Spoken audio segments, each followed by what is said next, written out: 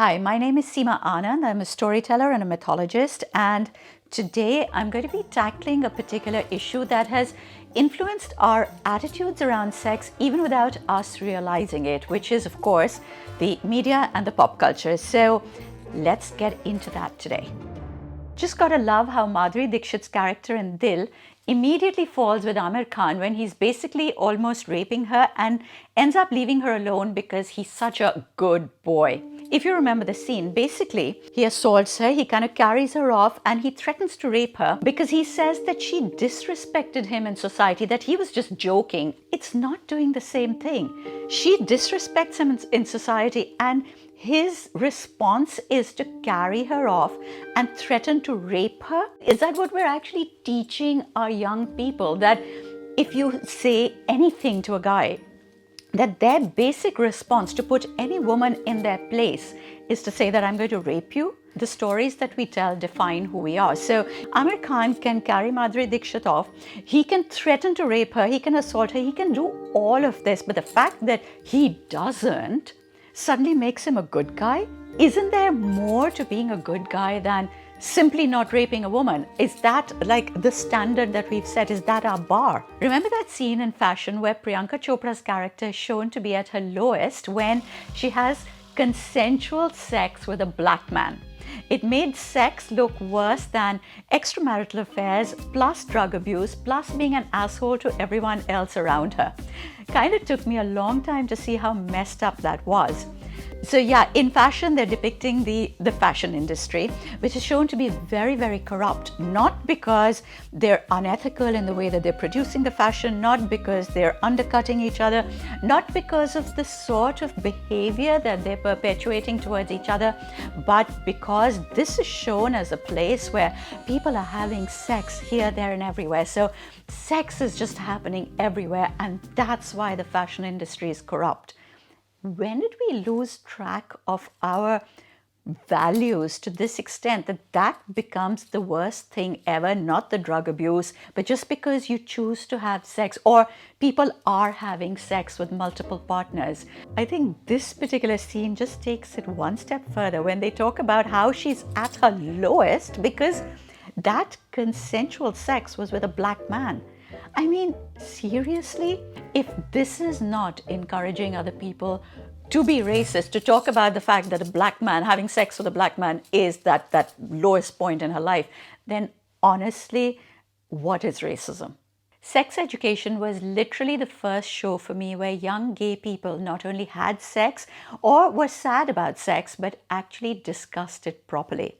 Bollywood kind of made it feel like gay sex literally does not exist. Do you realize that in everything that we either read or watch, gay sex is always referred to but never talked about, and it leaves people with the weirdest ideas about what it is. You know, as it is, for younger people to get their head around sex is not an easy thing. You know, your hormones are up, you're thinking about it all the time, your desires are over there, there are all the taboos, there's all the restrictions, there are all the repressions. In the midst of all this, there are young people thinking about sex and trying to understand how it should happen or how it could happen. So I think that the first film that actually talks about two people, supposedly gay people, being together openly is Dostana. And I think that while the movie was really funny and brought a lot of laughs and all the rest of it, I just think that it did absolutely in no way honor a relationship that can exist between two people of the same sex. And it just kind of turned the whole thing into an object of ridicule.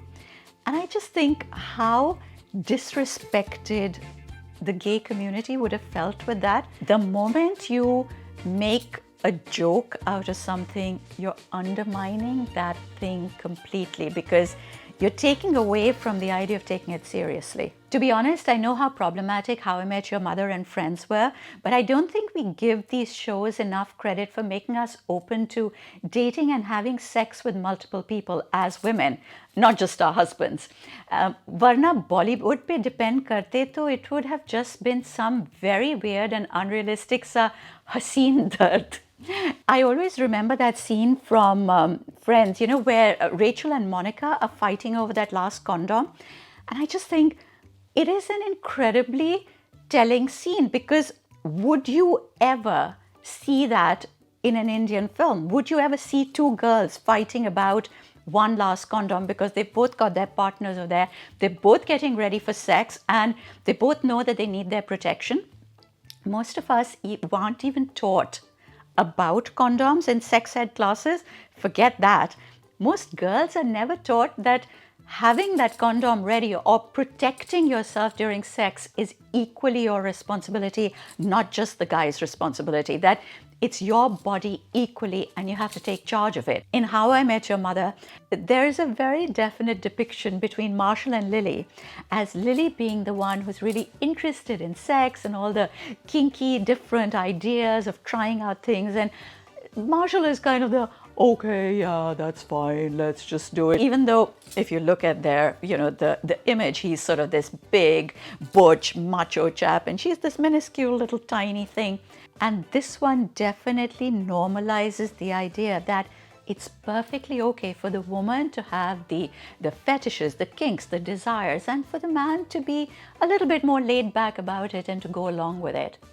I just think we need more shows that depict that. I was like 15 when I watched porn for the first time, and boy, oh boy, did that scar me. I mean, it has been like 7 years now, and I know sex is very different, but two things that are embedded into my skull. Firstly, most porn had nobody who looked like me, right? Indian, non-white, etc. So I tried watching the Indian versions to learn what I was supposed to do. And here's the second thing. Have you ever tried watching Indian porn? Don't. Why is it all made like a low-budget horror film? How is it turning anybody on?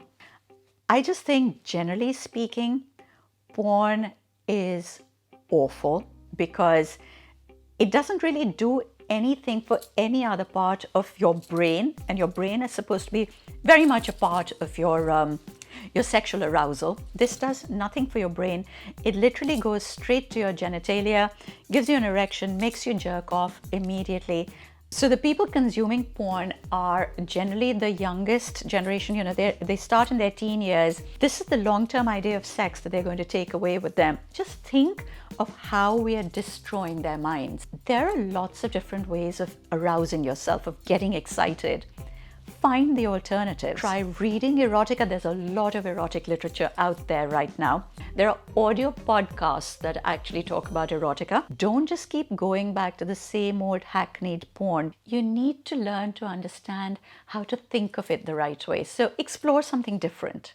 When I was in my second year of engineering, there was a guy who asked me out and I said no. Long story short, he made that year a nightmare for me. He stalked me, stalked my friends, whistled at me outside college, played songs for me inside it, and I just thought it would never stop. I still remember how he played Gandhi Baat and laughed anytime I tried to have chai at the college tapri. Who thinks that this shit is just meant to be taken lightly? Not me. I think that this is the worst thing to have to deal with.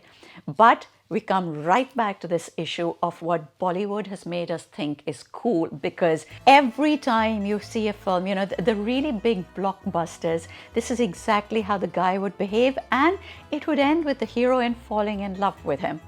It doesn't happen in real life. How many times do we have to say over and over again that what happens on screen is not real life? But then again, we do understand that whatever you're watching over there over and over again is going to come back and feed into your thinking patterns. So it makes me think of films like Kabir Singh, for instance, where the man is an absolute psychopath. You can understand why they would make a film like that. It depicts this terrible relationship between him and the girl that he's in love with, and how he's abusive towards her, and finally she leaves him. But then it finishes with her going back to him, by them having this so-called happy ending. I had such a problem with that, because now you're truly getting out there and telling people that it's okay if he behaves really badly towards you, if he assaults you, if he's abusive, if he basically treats you like shit, it's fine, because you know what?